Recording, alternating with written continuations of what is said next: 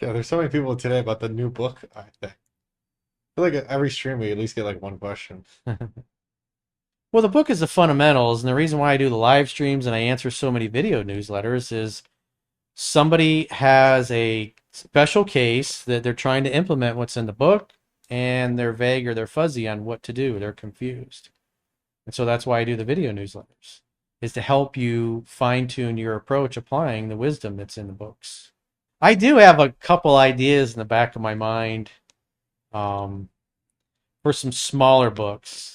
Because we went through 3%, we went through Mastering Yourself, did the study groups, and I went through it with the girls and myself. One where I was the teacher, the other one where I was just answering their questions. And it's like, the book was originally written in 2005. I did the second edition in 2013. And then when I was recording the audiobook in 2016, I was adding things to it when I was in the studio. But I've been back through it so many times. There's nothing that I would change. It's the biggest thing that I see with guys that take it seriously and they read the book 10, 15, 20 times and they get to the point where they know the book so well they could teach a class on it. Those are the guys that are, and then they practice relentlessly. That's the other thing. Guys that struggle are guys that are lazy and they're fucking half-assing it. They read the book once or twice. There was a guy this morning. He read the book. That was doing. I think it was tomorrow's video newsletter. Um, he's read the book 4 times in the few years he's been following me, and it sounds like he read it a long time ago. And he's like, "Well, I study psychology and this and that." But he says every time he meets a girl that likes him, women approach him a lot just because of what he does for a living. But within a few minutes of talking to him, he turns all the girls off, and he doesn't know why. And on top of that, he admitted that he's like, well, I noticed that when I go on group dates, it never works out, but when I go one-on-one, it works out a lot better.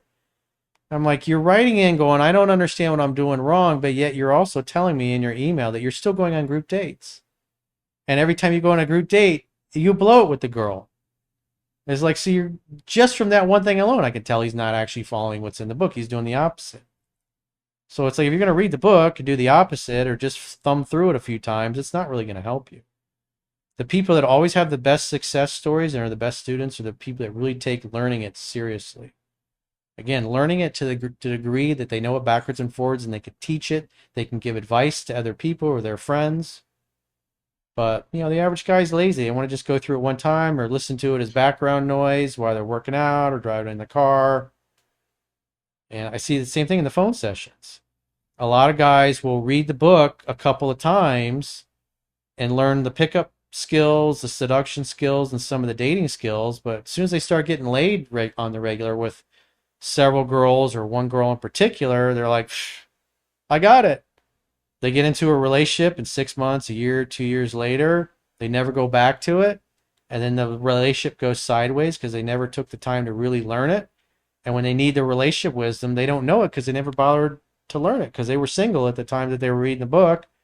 And they incorrectly assumed that just because they were getting laid, it didn't mean that they needed to understand all the relationship wisdom that's in there. So it's, as a coach, all you can really do is you can lead the horse to water, but you can't make him drink. Yeah, I can tell people in the book, I can tell them in videos what to do, but if they're going to do the opposite and not listen, they shouldn't be surprised that things don't work out.